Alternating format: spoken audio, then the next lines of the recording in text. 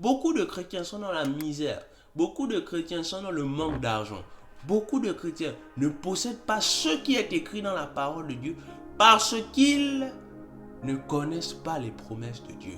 Bonjour à la famille de la Parole Lumière, ici votre frère Daniel pour la suite de notre magnifique thème que nous avons eu à commencer la semaine passée. Il s'agit ici des raisons pour lesquelles nous devons prier.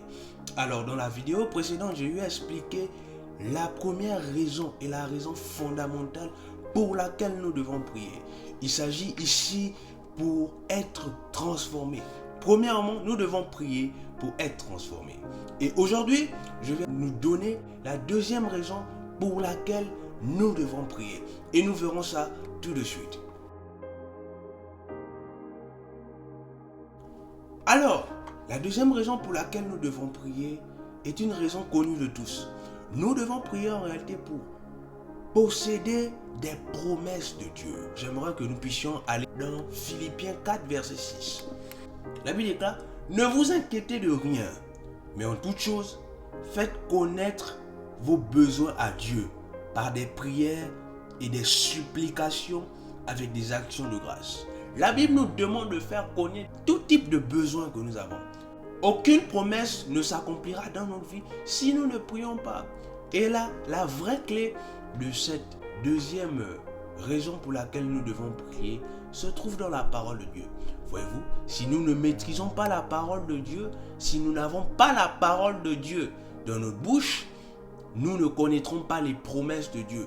Et une personne qui prie sans la base de la promesse de Dieu ne sera pas exaucée, ne sera pas satisfaite de sa prière.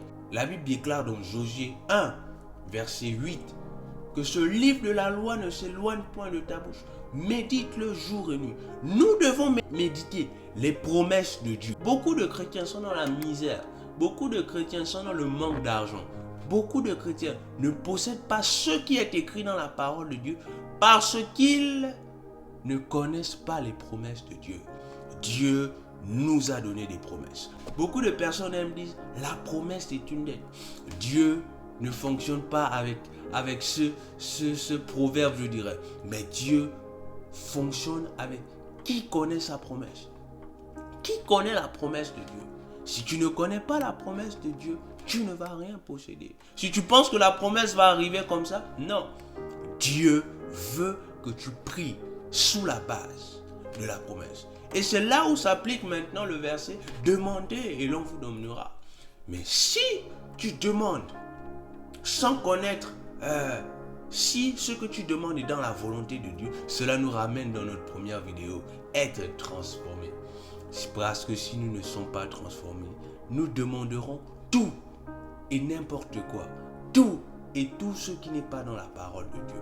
Tout ce que Dieu ne nous a pas promis, nous allons le demander. Deuxième raison pour laquelle nous devons prier. Nous devons prier pour posséder les promesses de Dieu. Dieu, il y a tellement de promesses dans la Bible.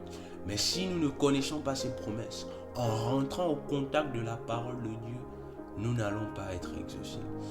Alors que Dieu vous bénisse, nous nous donnons rendez-vous la semaine prochaine pour une nouvelle vidéo, pour la suite de ce magnifique thème.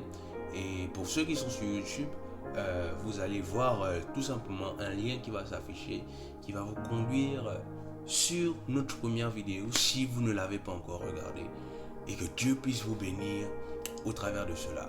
Alors on se donne rendez-vous dimanche prochain et que Dieu vous bénisse.